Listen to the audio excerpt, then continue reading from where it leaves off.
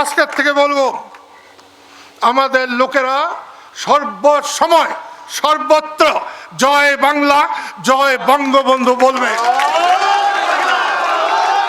সরকারকে অনুরোধ করব, যদি জয় বাংলা কোনো অপরাধ হয়ে থাকে, জয় বাংলা বললে যদি কাউকে গ্রেপ্তার করা হয়, তাহলে আমাকে প্রথম করেন, তারপর বাকি যাদেরকে করেন। দেখা যাবে জেলখানায় কত জায়গা আছে, এটা দেখা যাবে। শেখ হাসিনার তলে কাদের সিদ্দিকী থাকলে দেশের যে অবস্থা, তুমি কে আমি কে, রাজাকার রাজাকার, কাদের সিদ্দিকীরও পাড়াইয়া মারত। লতিফ সিদ্দিকী আওয়ামী লীগে থাকলে আজকে লতিফ সিদ্দিকীকে খুঁজে পাওয়া যেত না। আমার ভাবি লাইলা সিদ্দিকী কেউ পুষতও না। আমি 25 বছর ধরে শেখ হাসিনার সরকারের বিরোধিতা করছি, আমারেও জোরন দিয়া নিয়ে যাইতো।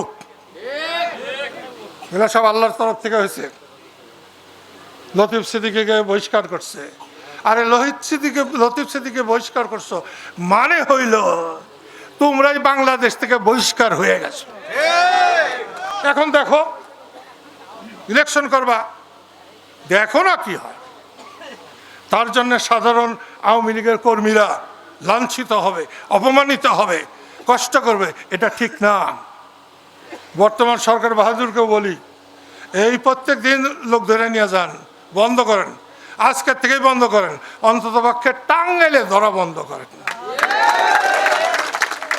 কালকে যে 13 তারিখ লকডাউন দিছিল, যার জন্যে সব জায়গাতেই কম বেশি 2, 4, 5, 10 জনকে গ্রেপ্তার করা হয়েছে।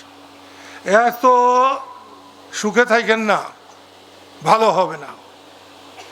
সেই জন্য বলছি, অযথা আর কোনো লোককে আওয়ামী লীগ বলে ধরবেন না।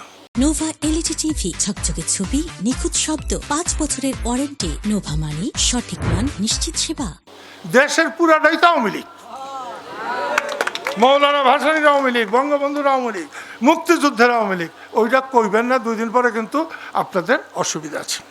যে শেখ হাসিনাকে আমি ধন্যবাদ দিব এই জন্যে, এবং আমার অন্তর থেকে ধন্যবাদ দিচ্ছি যে শেখ হাসিনা সবার আগে অধ্যাপক ইউনূসকে চিনেছেন। আমরা অনেকেই তারপরে অনেক পরে চিনলাম। আমি তো বহু মানুষের পরে চিনলাম, কারণ আমার তো মনে হইতো অধ্যাপক ইউনূস খুব একটা ভালো মানুষ। আজকে এই মসজিদের কাছে দাঁড়িয়ে বলি, ইউনূস সাহেব, আপনি বিদ্বান মানুষের, যোগ্য মানুষের, ভালো মানুষের পরিচয় দিতে পারেন নাই। শেখ হাসিনা বলতো আপনাকে সুদখোর, আমি ভাবতাম যে অন্যায় করছেন। আজকে বলছি যে উনি ঠিক বলেছেন। দেশের পাবলিক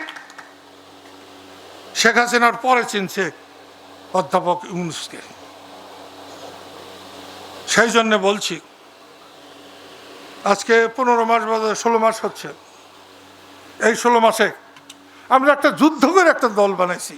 আমাদের একদিনের জন্যেও আমাদের সাথে কোনো কথা বলে নাই।